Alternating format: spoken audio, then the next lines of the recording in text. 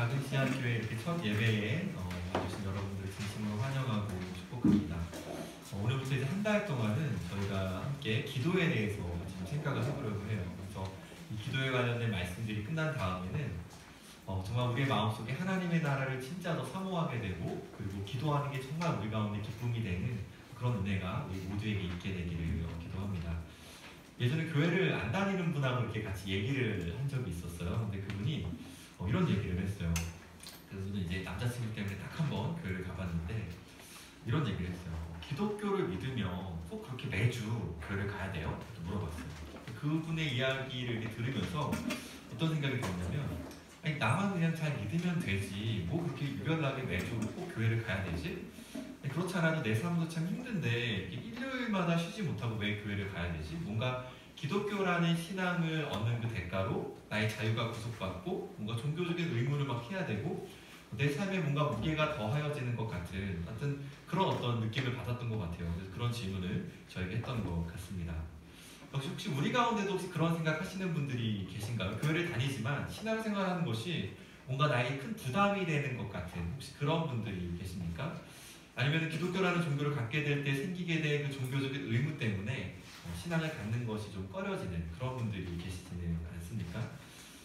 그리스도 안에 사랑하는 여러분, 우리가 기독교에 대해서 생각을 할 때 정말 잊지 말아야 될 중요한 한 가지가 있는데 그건 뭐냐면 기독교라는 것이 그렇지 않아도 힘든 우리의 삶에 뭔가 이렇게 사후에 천국이라는 것을 믿기로 뭔가 종교적인 의무를 우리에게 부과하는 그런 어떤 종교가 아니라는 겁니다.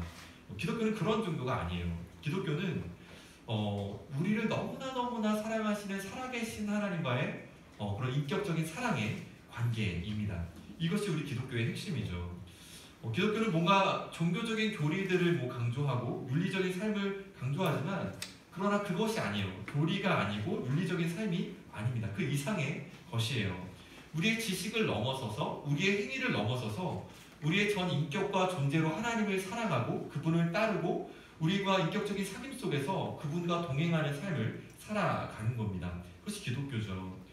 어떻게 그런 기독교가 그런 어떤 사귐이 가능할까요? 하나님이라는 그런 어떤 초월적인 분과 우리가 어떻게 그런 인격적인 사귐을 가질 수가 있습니까?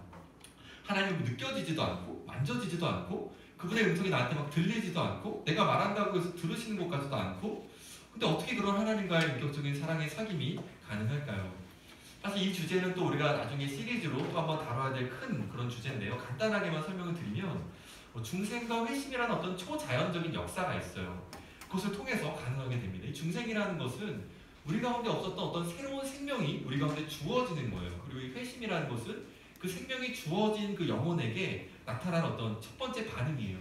내가 얼마나 큰 죄인인지를 깨닫습니다. 내가 괜찮은 사람인 줄 알았는데 진짜 죄인이네. 이걸 정말 알게 돼요. 그리고 내가 이렇게 큰 죄인인데 그런 나를 하나님께서 이렇게 사랑하셨구나. 그리고 정말로 예수님만이 진짜 내 구원자가 되시고 예수님 없이는 내게 소망이 없구나라는 것을 그냥 머리로가 아니라 우리의 전 인격과 존재로 깨닫게 됩니다. 이렇게 중생과 회심이라는 것을 경험하게 되면 어떤 일이 발생하냐면 예전에 없었던 미각이 생기게 돼요. 하나님을 사랑하게 됩니다. 그분을 더 알고 싶어져요. 그분의 말씀이 달콤하다는 것이 무엇인지 경험돼요. 우리의 삶의 가장 중요한 가치가 바로 그 하나님이 되고 내가 정말 내 생을 통하여 그토록 찾고 찾았던 것이 바로 하나님이시라는 사실을 우리가 알게 됩니다. 기독교는 뭔가 좀 이렇게 좀 안 착한 사람이 기독교라는 종교를 믿으면 교화가 돼서 뭐 착한 사람이 되고 뭔가 좀 교양이 조금 있었던 사람이 더 교양 있는 사람이 되고 그런 게 아니에요. 기독교는 뭔가 더 나은 사람을 만드는 것이 아니라 새로운 사람을 만드는 겁니다. 우리 눈에 보이지 않지만 우리 영혼 가운데 하나님께서 새 일을 행하셔서 새로운 존재가 되는 거예요. 예전에 우리 지체 중에 한 지체가 이렇게 이야기한 걸 들었어요. 본인이 이제 초등학생 때 아버지께서 술을 굉장히 이렇게 많이 드셨다고 해요. 그래서 이제 술을 많이 드시면 뭔가 이렇게 좀 막 이렇게 어려움이 좀 있었나 봐요, 가정 안에. 근데 수요일날 이제 가족끼리 같이 저녁을 먹는데 그날도 아버지가 술을 잔뜩 이제 드시고 들어오신 거예요. 이렇게 밥 먹고 있는 상황에. 이제 갑자기 막 긴장이 됐겠죠. 아버지가 술에 취해서 들어오셨으니까. 근데 이제 가족들이랑 이제 식사하는 자리에서 같이 이렇게 있다가 이런 말씀을 하셨대요. 나 빼고 다 이렇게 교회 가는 것 같은데 나도 한번 교회를 가볼까? 이런 말씀을 하셔서 그날 술 취한 상태로 교회를 가셨다고 합니다. 수요일날. 너무 놀라운 게 그렇게 한 번 수요 기도회를 참석했을 뿐인데 그날로 술을 끊으셨대요. 그리고 매주 교회를 가기 시작하고 심지어는 새벽 기도도 가기 시작하시고 새벽 기도 차를 운행하는 일까지 하셨다고 합니다. 그리고 시간이 날 때마다 성경을 읽으셨대요. 새로운 사람이 된 거죠. 예전에 없었던 새로운 감각이 생긴 겁니다. 술을 마시면서 채워지지 않았던 그 깊은 공허함이 하나님과의 그 만남을 통해서 채워지게 된 것이죠. 하나님 안에서 주어지는 기쁨과 만족이라는 것이 어떤 것인지를 경험하게 된 것입니다. 사실 우리는요, 하나님을 예배하고 그분과의 사귐을 위해 창조된 존재이기 때문에 그 하나님 안에서만 우리가 정말로 원하는 그 만족을 경험할 수 있게 되는 것이죠. 물론 이러한 중생과 회심이 뭔가 완성이 되는 건 아니에요. 이것은 시작일 뿐입니다. 그러나 분명한 것은 뭐냐면 2000년의 교회 역사를 통해서 수많은 사람들이 예수를 믿고 단지 착한 사람이 된 것이 아니라 새로운 존재로 거듭났다는 것입니다. 물론 누군가에게는 그 변화가 점진적으로 일어나고 누군가에게는 급진적으로 일어나겠지만 분명한 건 뭐냐면 진정한 변화가 우리 안에 시작이 된다는 것이죠. 이 주제에 대해서도 우리가 다음에 자세하게 다루도록 하겠습니다. 어쨌든 이 기독교라는 것은 어떤 종교 생활을 하는 것이 아니고 그냥 평안한 우리의 삶을 살아가면서 여러 가지 삶의 영역들 속에 종교라는 것을 하나 더 더해서 그렇게 종교 생활을 하는 것이 아니라 정말 우리를 너무나 사랑하시는 사랑의 신 하나님과의 인격적인 사귐을 갖는 거라는 사실을 우리는 반드시 기억을 해야 합니다. 근데 한 가지 문제가 있어요. 그게 뭐냐면 종교 생활을 하는 것과 진정한 기독교 신앙을 갖는 것이 겉으로 봤을 때는 아무런 차이가 없는 것처럼 보인다는 거예요. 매주 똑같이 주일날 교회에 나옵니다. 봉사활동을 합니다. 동일한 신앙의 언어를 사용합니다. 함께 믿는 사람이라고 교제를 해요. 그러니까 겉으로 봤을 때는 아무런 차이가 없는 것 같아요. 그렇지만 그 중심과 그 열매는 너무나 큰 차이가 있어요. 종교 행위는 뭐죠? 내가 하나님을 위한 것 같지만 사실은 결국 나를 위한 거죠. 나의 행위를 근거로 하여 하나님으로부터 무언가를 얻어내는 겁니다. 굉장히 헌신적으로 보여요. 그렇지만 그것은 뭐죠? 결국 나를 위한 것입니다. 예를 들어서 신천지에 빠지신 분들이 어때요? 굉장히 헌신적이지 않습니까? 그렇지만 그 헌신의 중심에는 뭐예요? 내가 그 14,400 안에 들어야 되죠. 144,000 안에 들어야 되죠. 그래서 천국에 가기 위해서 또 자기 중심성 안에서 그 일을 하고 있는 거예요. 그러니까 하나님을 위한 것 같지만 결국은 자기를 위한 종교 생활을 하는 겁니다. 신천지뿐만이 아니라 모든 종교가 그렇습니다. 우리가 아는 그 무슬림도 이제 자살 테러를 가끔 하지 않아요? 근데 알라를 위한 게 아니에요. 거기서 순교를 하게 되면 천국에 가요. 그리고 큰 저택 같은 것을 받고 거기서 그런 어떤 세상에서 우리가 누리는 것 같은 쾌락을 누리면서 살아간다는 그런 교리가 있어요. 그러니까 그런 엄청난 희생과 헌신을 하지만 그 중심에 뭐가 있는 거죠? 나를 위한 겁니다. 결국은 나를 위한 거예요. 기독교를 믿는다고 하면서도 이런 식의 어떤 종교 생활을 하는 분들이 계세요. 헌신적인 어떤 종교 활동을 합니다. 그렇지만 그 안에는 자기 중심적인 어떤 모습이 있는 것이죠. 그리스도 안에 사랑하는 여러분, 그렇지만 참된 기독교 신앙은 다른 것이죠. 참된 기독교 신앙은 살아계신 하나님과 인격적인 사귐에서 나오는 섬김을 하는 거죠. 하나님이 자격 없는 나를 얼마나 사랑하셨는지를 알게 된 겁니다. 그 사랑과 은혜가 너무나 크고 놀랍기 때문에 그 사랑에 반응하여 주를 위해 살아가게 되는 것이죠. 무엇인가를 얻어내고 받아내기 위해서가 아니라 이미 너무나 놀라운 것들을 이미 받았기 때문에 그렇게 행하는 것이죠. 겉으로 봤을 때는 종교적인 모습이 너무나 비슷해요. 그렇지만 그 내면에는 감격과 기쁨과 사랑이 있는 것이죠. 내가 종교 생활을 하는지 혹은 내가 참된 신앙생활을 하고 있는지 이것을 분별할 수 있는 굉장히 중요한 하나의 지표가 있는데요. 그것은 뭐냐면 바로 고난에 대한 우리의 태도입니다. 하나님이 우리의 삶의 목적인지 아니면 하나님이 우리가 삶에서 내가 원하는 것을 얻기 위한 수단인지 이것은 고난에 대한 우리의 태도를 보면 굉장히 선명하게 드러납니다. 고난이 닥쳤을 때 하나님이 어떻게 나에게 이러실 수가 있는지 내가 하나님 앞에 얼마나 헌신했는데 어떻게 하나님이 나한테 이렇게 해? 라고 우리가 반응을 한다면 어쩌면 우리는 신앙생활을 한다라고 생각을 했지만 사실은 종교생활을 했을 가능성이 매우 커요. 나의 헌신과 나의 수고와 나의 섬김을 근거로 하나님 앞에 무엇인가를 받을 자격이 있다라고 여기는 것이죠. 하나님을 섬기는 것 같지만 사실은 어떻죠? 나 자신을 섬긴 것입니다. 그러나 고난이 왔음에도 불구하고 그것이 아프지 않은 게 아니에요. 많이 힘들고 어렵습니다. 그러나 그럼에도 불구하고 하나님의 선하심과 그분의 지혜와 그분의 사랑을 신뢰하고 그 고난 속에서 하나님의 뜻을 알고자 하고 어떻게 하면 이 고난 속에서 하나님을 영화롭게 할 수 있을지를 고민할 수 있다면 그것은 우리가 참된 신앙생활을 하고 있다는 것을 보여주고 있는 것이죠. 이 고난에 대한 주제도 우리가 언젠가 한번 다루면 좋겠어요. 그리스도 안에 사랑하는 여러분, 여러분은 어떠세요? 참된 신앙생활을 하고 계시는 것 같습니까? 아니면 참된 신앙생활을 하는 것이 아니라 어떤 뭐라고 할까요? 종교적인 생활, 그죠? 주님이 우리의 삶의 목적이 되시는 것이 아니라 나의 행복과 나의 만족과 내가 원하는 어떤 성취와 성공을 위한 수단으로 혹시 하나님과 이런 어떤 기독교라는 종교를 이용하려고 하시는 분이 계시지 않습니까? 혹시 우리 가운데 교회 처음 나오신 분들이 계시다면, 그리고 또 신앙이 어린 분들이 계시다면 이 부분을 정말 잘 살피셔야만 합니다. 그리고 신앙이 깊으신 분들도 마찬가지예요. 우리의 마음은요, 기본적인 그 디폴트 모드가 뭐냐면 종교성이에요. 종교성. 그러니까 매일매일의 삶 속에 우리가 깨어났을 때 우리의 마음은 항상 종교적인 세팅을 딱 갖고 있어요. 그렇기 때문에 지속적으로 우리가 어떠한 존재인지, 하나님이 우리에게 어떤 은혜를 베푸셨는지 이 복음을 우리가 상기하지 않는다면 우리는 나도 모르는 사이에 신앙생활이 아니라 종교생활을 하게 됩니다. 자, 기독교의 핵심이 우리를 너무나 사랑하신 하나님과 인격적인 사랑의 사귐이라고 말씀을 드렸는데, 그런 인격적인 사랑의 사귐의 핵심은 뭐냐면 사실 대화죠. 우리는 대화를 통해서 서로를 알아가고, 그리고 시간 속에서 서로를 더 깊이 알아가고 사귀어갑니다.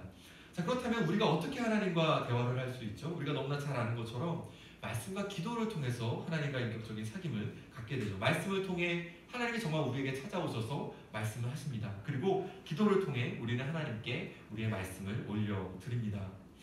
교회 다니는 사람치고 사실은 이걸 모르는 사람은 없어요. 다 중요하다고 생각합니다. 재밌는 건 뭐냐면 실제로 정말로 말씀을 읽고요, 그 말씀 안에서 하나님의 음성을 들으려고 애쓰고 정말 기도하는 것을 통해서 하나님께서 우리에게 주시는 그런 어떤 부요함을 누리는 사람은 생각보다 굉장히 적다라는 것을 알게 돼요.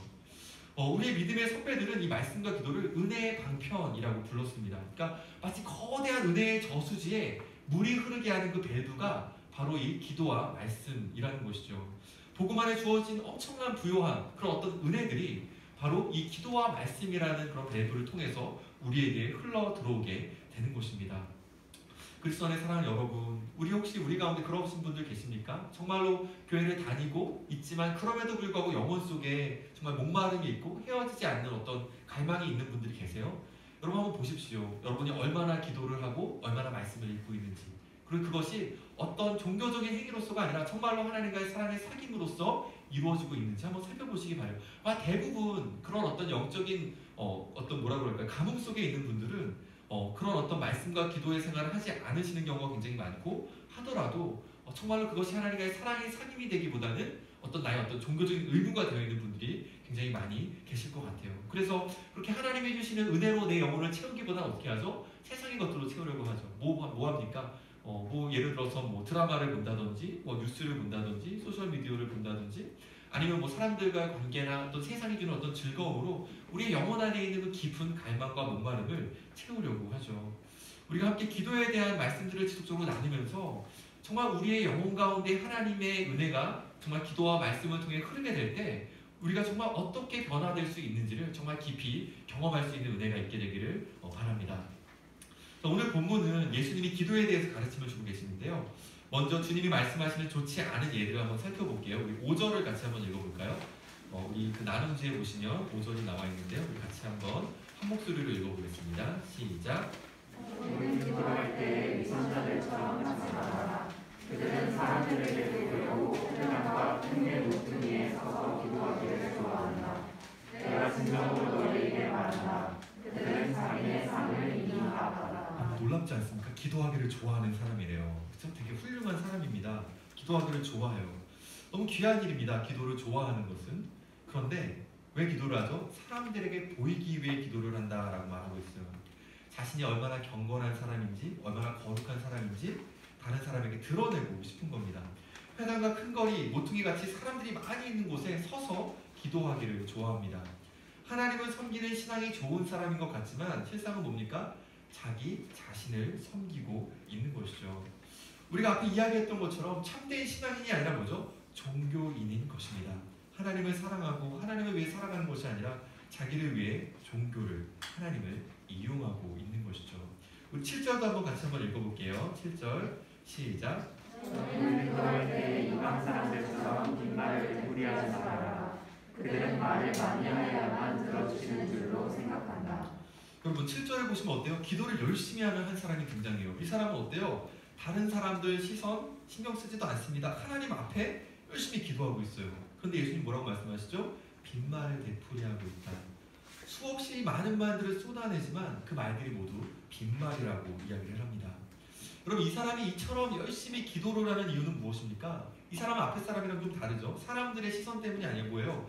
기도를 많이 해서 응답을 받는다고 생각하고 있기 때문에 마치 공로를 쌓듯이 기도를 열심히 하고 있는 겁니다. 기도의 응답이 자신이 얼마나 열심히 기도를 하느냐에 달려있다라고 생각하는 거죠. 응답이 거기 달려있다고 생각하는 거죠. 그러니까 내가 엄청나게 기도를 많이 하면 내 기도 때문에 하나님이 들어주실 수밖에 없다고 생각을 하는 겁니다. 여기도 마찬가지죠. 기도를 하지만 뭐예요? 결국은 내가 원하는 것을 얻어내기 위한 수단인 겁니다. 이 사람에게 기도는 뭡니까? 거래죠, 거래. 나를 위해 하나님을 이용하고 기도를 이용하고 있는 것입니다. 저희는 이런 얘기를 이렇게 들으면 참 한심하다고 생각해요. 아니 뭐 기도를 사람에게 보이려고 해. 혹은 뭐 기도를 무슨 주문해 오듯이 해. 이건 좀 아니지. 근데 자세히 살펴보면요. 우리도 비슷한 모습이 많이 있는 것 같아요. 여러분 어떠십니까? 정말로 여러분 하나님을 사람들보다 더 신경 쓰세요? 여러분 사람들 앞에서는 하지 않을 일들을 하나님과 홀로 있을 때는 하시는 일들 있지 않습니까? 여러분 교회 나오실 때도 어떠세요? 여러분의 마음을 정말 하나님 우리의 마음의 중심을 보신다고 하셨는데 여러분의 마음을 거울에 비춰본 분들 계십니까? 하나님의 말씀 앞에 비춰본 분들 계신가요? 우리가 정말 사람들에게 보이려고 옷을 입고 그리고 또 거울을 보고 하는 것들은 잘하지만 정작 정말 하나님 앞에 예배하는 그 자리에 나오면서도 하나님 앞에 나 자신을 비춰보지 못할 때가 참 많이 있는 것 같아요. 또 하나님보다 사람들 신경 쓰고 내가 좋은 이미지를 갖는 것에 대해서 굉장히 관심을 많이 가져요. 그래서 내가 사람들이 봤을 때 좋은 사람이 되고 좋은 이미지를 가지고 있으면 나는 마치 의미 있는 사람이 있고 가치 있는 사람이 되는 것처럼 여깁니다. 사람들이 나를 좋은 사람으로 여기고 착한 사람으로 여기고 괜찮은 사람으로 봐주길 원해요. 그렇게 인식되면 나는 행복합니다. 그런데 여러분 그런 삶은요 굉장히 불행한 삶이에요. 너무나 깨어지기 쉽습니다. 왜 그래요? 누군가가 나를 비난하잖아요. 그러면은 나의 인생은 가치가 없어져 버려요. 다른 사람에게 내가 더 이상 좋은 이미지를 주지 못한다면 나는 의미 없는 사람이 돼버립니다. 내 인생을 리셋해버리고 싶어요. 여러분 기도를 많이 하는 건 어떻습니까? 우리 중에 혹시 그렇게 공로를 쌓듯이 막 기도하는 분들이 계신가요? 꼭 기도만이 아니죠. 교회에 와서 신앙생활 하는 것도 마찬가지죠. 봉사하는 것, 헌금하는 것, 심지어 우리가 예를 들어 남서교회를 떠나서 개척의 자리에 나온 것, 혹시 이것이 우리가 뭔가 공로를 쌓는다라고 착각하는 그런 분들이 계시지는 않습니까? 그래서 혹시 삶에 어려움이 있거나 내가 원하는 것들이 이루어지지 않으면 어떻게 하나님이 나한테 이루어질 수 있냐고 이렇게 생각하시는 분 없습니까? 그리스도 안에 사랑하는 여러분, 만약 우리가 공로를 하나님 앞에 쌓고 우리가 원하는 것을 얻어내서 그것을 통해 내가 의미 있고 가치 있는 사람이 된다고 여긴다면 이러한 삶도 너무나 깨어지기 쉬운 연약한 인생입니다. 왜 그렇죠? 내가 원하는 것을 얻어내지 못할 때, 하나님이 내가 원하신 대로 일하지 않을 때 어떻게 되죠? 나는 실패한 인생이 되고 말아요. 나는 너무나 의미 없고 가치 없는 사람이 되고 맙니다. 이런 사람들의 특징은 어떻죠? 이런 사람들은 내 삶이 너무나 잘 될 때는 자기 의에 취해서 내 판단과 기준을 가지고 막 사람들을 판단해. 나는 이렇게 하는데 사람들이 이 정도는 해야 되지 않아? 예수를 믿는데? 이러면서 다른 사람들을 막 판단하고 비판합니다. 그리고 어떻죠? 삶이 어려워질 때는 절망하고 좌절하고 때로는 하나님 앞에 분노합니다. 그러니까 이 교만과 절망 사이를, 분노 사이를 마치 시계추처럼 왔다 갔다 하면서 그렇게 살아가는 것이죠. 그렇다면 여러분, 하나님께서 우리에게 원하시는 그런 기도의 모습은 어떤 겁니까? 우리 6절과 8절을 같이 한번 읽어봤으면 좋겠는데 6절과 8절을 같이 함께 읽겠습니다. 6절입니다. 시작. 너는 기도할 때 골방에 들어가 문을 닫고서 숨어서 계시는 내 아버지께 기도하여라. 그러면 숨어서 보시는 너희 아버지께서 너에게 갚아주실 것이다. 그러므로 그를 공부하지 말아라. 하나님 너희 아버지께서는 너희가 구하기 전에 너희에게 필요한 것이 무엇인지를 알고 계신다. 그럼 골방에서 기도한다는 것은 무엇입니까? 골방은 이제 어떤 창고나 밀실 같은 곳인데 아무도 없는 곳이죠. 오직 하나님만이 보실 수 있는 곳입니다. 오직 하나님만이 보실 수 있는 그곳에서 하나님 앞에 기도할 것을 우리에게 요구하고 있어요. 그리스도 안에 사랑하는 여러분, 너무나 놀랍게, 사실 놀라운 게 아닌데 이제 놀라운 것 같아요. 하나님이요 보십니다. 우리가 기도할 때 하나님이 우리를 정말 보세요. 때로는 우리가 하나님 앞에 무릎으로 나아갈 때 깊은 하나님의 인지를 경험할 때가 있어요. 그리고 때로는 마치 하나님이 우리를 전혀 신경 쓰지 않는 것처럼 하나님의 임재가 전혀 느껴지지 않을 때도 있어요. 그렇지만 여러분, 분명한 건 뭔지 아십니까? 우리가 느끼든지 느끼지 않든지 진짜 하나님께서 우리를 보신다라는 겁니다. 대학 때 저의 골방은 그 학교 가는 길에 있었던 교회 기도실이었어요. 지하철역에서 학교를 갈 때, 또 학교에서 집에 갈 때 항상 들려서 기도를 했습니다. 참 그 시간이 얼마나 행복했는지 몰라요. 남서울 교회에 있을 때는 이제 본당이 골방이었고, 뉴욕에 있을 때는 화장실이 저희 골방이었는데, 여러분, 여러분에게도 그런 골방이 있으셨으면 좋겠어요. 여러분, 골방이요, 꼭 뭔가 이렇게 사람들과 떨어진 독립된 공간이 필요는 없어요. 수많은 사람들이 드리는 예배의 한복판, 우리는 수많이 있진 않지만 어쨌든 우리가 정말 예배의 한복판에서도, 심지어는 나와서 청중 앞에서 대표 기도를 하는 그 순간에서도 우리가 사람들을 의식하고 사람들 앞에서 기도하는 것이 아니라 정말 살아계신 하나님 한 분만을 바라보며 우리가 기도하게 될 때, 그때 우리는 골방 기도를 하나님 앞에 드릴 수 있는 것이죠. 오늘 본문에 숨어서 계시는 내 아버지께 기도하라고, 그러면 숨어서 보시는 내 아버지께서 갚아주실 거라고 기록되어 있는데, 비록 우리 하늘 아버지께서는 안 계신 것 같지만 우리를 보고 계시죠. 일부러 숨어 계십니다. 그리고 우리가 정말 믿음의 눈으로 그분을 바라보며 기도할 때 반드시 갚아주시는 분이에요. 그래서 여러분, 우리가 기도할 때마다 우리가 뭘 해야 되냐면요, 하나님 앞에 딱 나와서 무릎을 꿇고 기도할 때마다 정말 하나님께서 여러분 앞에 계셔서 우리의 기도를 들으시는 것처럼 그렇게 믿음을 가지고 나와서 기도를 해야 합니다. 왜 그렇죠? 하나님이 정말 우리의 기도를 그렇게 들으시기 때문입니다. 그리스도 안에 사랑하는 여러분, 근데 우리가 이렇게 한 분만을 바라보고 기도한다라고 이야기를 했는데, 정말 그분 한 분 앞에서 그분만을 바라보며 기도한다는 것은 무엇을 의미할까요? 그분이 내 삶에 가장 중요한 분이라는 거예요. 그분을 통해서 내가 뭔가 얻어내려는 그 어떤 것, 그것이 아니라 내가 뭔가 종교적인 모습으로 사람들에게 보여지는 그 어떤 것이 아니라 정말 그분이 내 인생의 가장 소중한 분이라는 것을 고백하는 겁니다. 내 삶의 의미와 내 삶의 가치가 사람들의 평가나 어떤 이미지에 있는 것이 아니라, 내가 뭔가 얻어내는 그 무엇인가에 있는 것이 아니라, 사람들이 무슨 말을 하든 나에 대해서 어떤 평가를 하든 그것이 더 이상 나에게 중요하지 않다는 거예요. 왜 그렇죠? 나의 어떤 정체성이 어떤 거예요? 사람들의 평판이나 나의 이미지에 달린 것이 아니라 변함없는 하나님의 사랑에 달려있기 때문입니다. 하나님께서 나를 너무나도 사랑하신다는 그 사실, 내가 하나님께 그러한 사랑을 받고 있는 존재라는 것이 나에게 너무나 중요한 거예요. 그렇기 때문에 더 이상은 사람들이 나를 평가하는 것이 별로 중요하게 여겨지지 않는 것입니다. 그리스도 안에 사랑하는 여러분, 하나님께서 우리를 얼마나 사랑하시는지 여러분 아십니까? 그럼 만약에 여러분이 어떤 물건을 살 때 1,000원을 주고 물건을 산다면 그건 1,000원짜리가 되겠죠? 여러분이 1,000,000원을 주고 물건을 산다면 그건 1,000,000원짜리가 될 겁니다. 근데 여러분, 하나님은 어떠셨죠? 우리를 사셨어요. 뭘로 사셨어요? 예수의 피값으로 사셨습니다. 당신의 아들의 생명이라는 대가를 치르고 우리를 사셨어요. 그만큼 우리를 하나님 앞에 소중한 존재인 것입니다. 하나님께서 어떠한 사랑으로 우리를 사랑하셨는지를 우리가 알게 될 때, 우리는 더 이상 우리가 그토록 바라던 다른 것들을 갈망하지 않게 돼요. 왜 그렇죠? 그 모든 것들을 통해서 내가 얻고자 했던 바로 그것이 하나님 안에 있다는 것을 발견하게 되기 때문이죠. 그래서 정말 그 하나님의 사랑 안에 머물게 될 때 참된 자유와 만족을 누리며 살아갈 수 있습니다.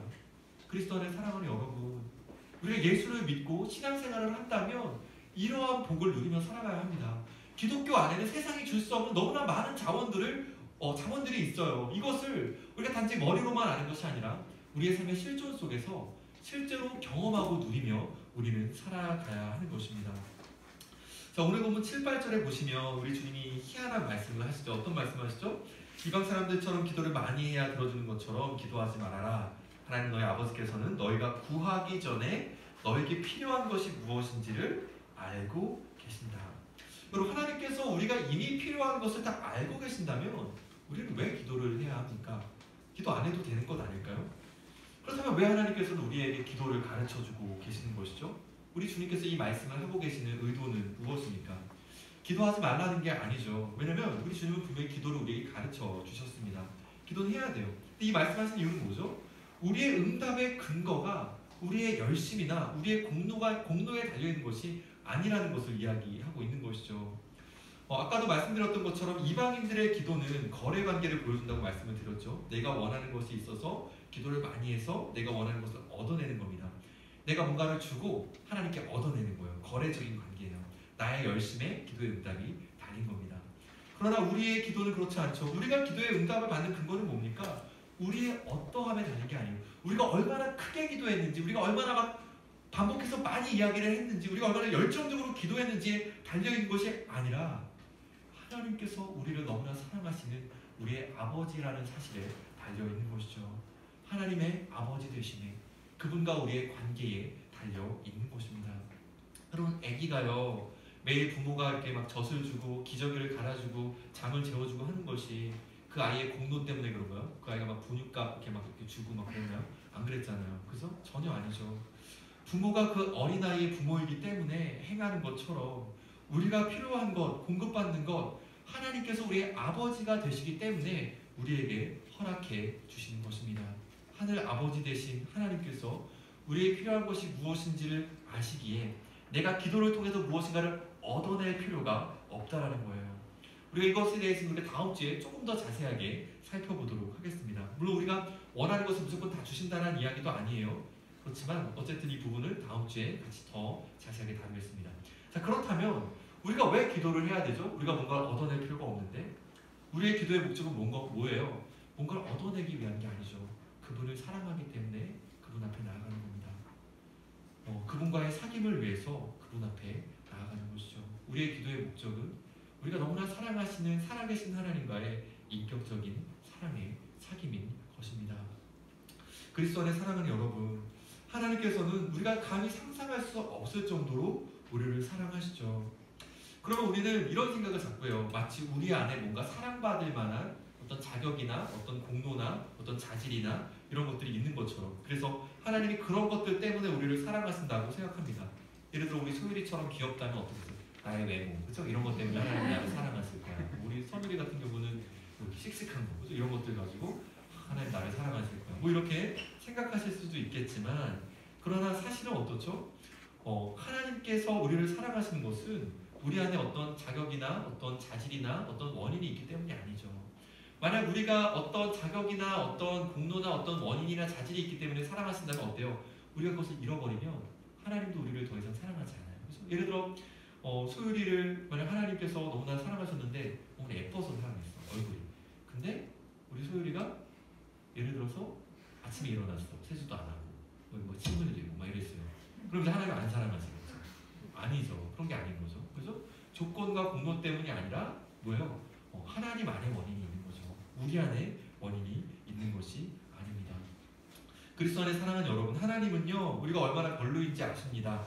우리가 얼마나 깨어졌는지, 얼마나 큰 죄인인지, 우리가 얼마나 하나님의 그 수준에 이르지 못하는지를 너무나 잘 아세요. 그걸 모르시는 게 아니라 너무나 잘 아시고 우리가 우리를 아는 것보다 더 잘 아시지만 그럼에도 불구하고 무한한 사랑으로, 무조건적인 사랑으로 우리를 사랑하고 계시는 것이죠. 여러분, 어떻게 이런 놀라운 일들이 벌어지게 되었습니까? 사실 하나님은 어떤 분이세요? 너무나 거룩하시고 너무나 공의로우신 분이시기 때문에 죄를 그냥 넘어가실 수가 없어요. 우리가 하나님 앞에 드리는 그 어떤 것들도 하나님 앞에 걸레와도 같습니다. 누더기와 같아요. 그건 마치 왕의 만찬에 초대된 노숙자가 지난주에 받아놓은 쉰 김밥을 꺼내는 것과 마찬가지예요. 하나님 앞에 결코 받을 만한 것이 되는 것이 아닙니다. 그러나 어떤 일이 발생을 했습니까? 참 우리는 사실 하나님 앞에서 참 당연히 마땅히 심판을 받아야 될 그런 존재였는데 하나님께서 우리의 죄를 벌하지 않으셨고 어떻게 하셨어요? 친히 인생의 몸을 입고 우리 가운데 오셔서 우리가 받아야 했던 그 흉벌을 대신 받으셨습니다. 그리고 우리를 대신하여 이 땅에서 완전한 삶을 사셨고 그 삶을 통하여 받아야 했던 용납과 사랑과 생명을 자격 없는 우리에게 값없이 주신 것이죠. 그러므로 우리가 예수를 믿게 될 때 우리는 단지 그냥 용서만 받는 것이 아니라 어떻게 된 거죠? 하나님의 무한한 사랑을 받는 자녀가 된 것이죠. 그래서 우리가 하나님 앞에 나아가게 될 때 어떤 일이 발생을 하는 거예요? 무한한 사랑으로 사랑하시는 그 사랑의 눈빛으로 우리를 보시는 거예요. 우리가 골방에 나아갈 때, 우리가 하나님 앞에 무릎을 꿇을 때 하나님께서 그러한 사랑의 눈으로 우리를 받으시고 우리를 안아주시는 겁니다. 여러분, 그것을 우리의 믿음의 눈으로 보셔야만 합니다. 그래서 우리가 이렇게 하나님 앞에 나오고 섬기고 하는 모든 것은 그 그 놀라운 하나님의 은혜에 대한 사랑의 반응이 되는 겁니다. 마치 내가 너무나 사랑하는 연인에게 나아가듯 그렇게 기쁨으로 하나님 앞에 나아가는 것입니다.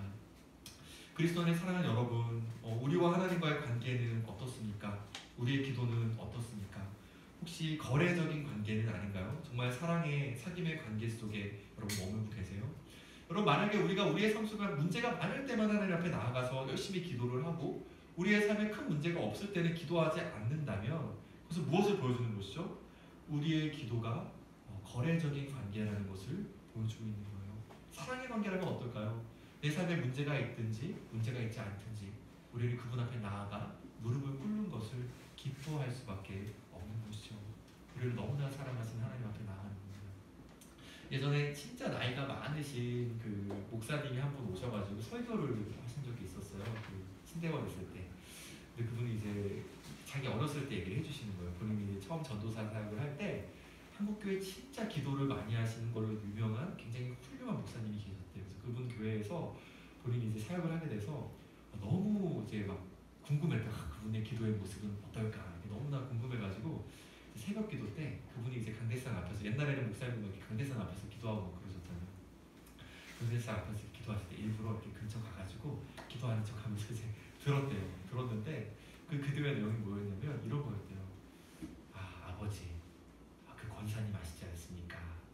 제가 그 권사님 집에 신방을 갔는데 국을 너무나 많이 주지 않습니까? 그거 먹느라고 제가 너무 힘들었습니다.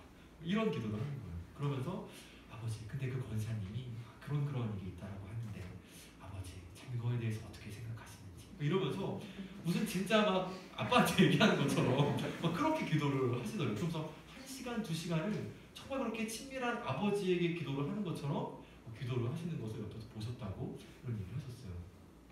그리스도 안에 사랑하는 여러분, 우리가 하나님 앞에 나아가서 기도하는 것이 정말 그런 친밀한 우리의 아버지, 정말 사랑의 사귐의 존재로서 그렇게 나아가는 그런 기도가 되어야 되는 것이죠.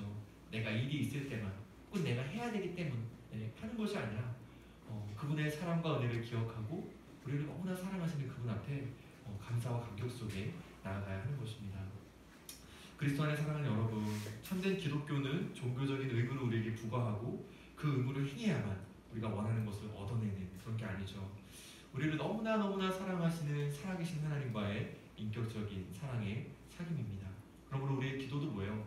그런 기반 속에서 기도가 이루어져야 하는 것이죠. 이제 우리가 앞으로 기도에 대해서 이제 본격적으로 배우게 될 텐데 그 기도를 배우기 전에 그 기도를 하는 근거가 무엇인지 정말 우리가 정말 우리의 가슴 속에 좀 깊이 새기셨으면 좋겠어요. 이 기도라는 것이 우리 어떤 공로나 아니면 무엇인가 보여주기 위한 어떤 것이 아니라 정말로 하나님과의 사랑의 사귐이라는 그 근거 속에서 하나님 앞에 나아가는 그런 시간들이 되었으면 좋겠습니다.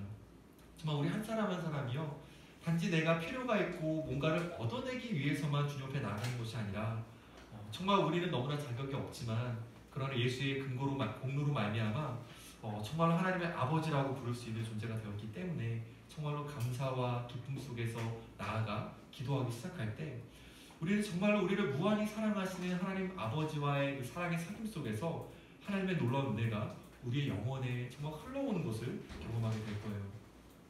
팀켈러가 그런 얘기를 하더라고요. 자기가 이제 되게 훌륭한 설교자였고 많은 이제 사람들의 존경을 받았는데 근데 사실은 본인이 그렇게까지 기도를 많이 안 했다는 거예요. 근데 이제 본인이 이제 암에 걸리고 또 아내가 또 다른 무슨 병인데 모르겠어요. 영어로 무슨 말인지 몰라가지고 어쨌든 간에 무슨 병에 걸려가지고 정말 이제 기도할 수밖에 없는 상황이 됐대요. 근데 그때를 계기로 해서 뭘 했냐면 기도에 대해서 굉장히 많이 공부를 하고 그리고 그 기도를 조금씩 본인이 삶 속에서 실천하기 시작을 했대요.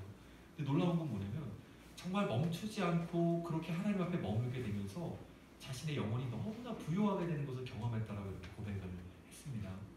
그러니까 어떤 거죠? 그렇게 탁월하게 기독교에 대해서 많이 알고 지식에 정말 많이 가지고 있고 많은 책을 읽고 탁월한 설교자였음에도 불구하고 그런 어떤 기도가 주는 그 엄청난 부요함을 모르고 있을 수 있었다는 거죠. 그리고 막상 그것을 했을 때 본인이 그 전에도 엄청나게 많은 하나님의 사역들을 감당했지만 그런 것들을 하면서 경험할 수 없었던 그 부요함을 그의 영혼 속에서 충만하게 경험을 했다는 것이죠. 기도 안에 그러한 부요함이 담겨져 있는 것입니다. 정말로 그런 놀라운 은혜를 우리 한 사람 한 사람이 깊이 경험할 수 있게 되는 그런 시간들이 되기를 주님의 이름으로 축원합니다. 우리 함께 찬양하고 기도했으면 좋겠는데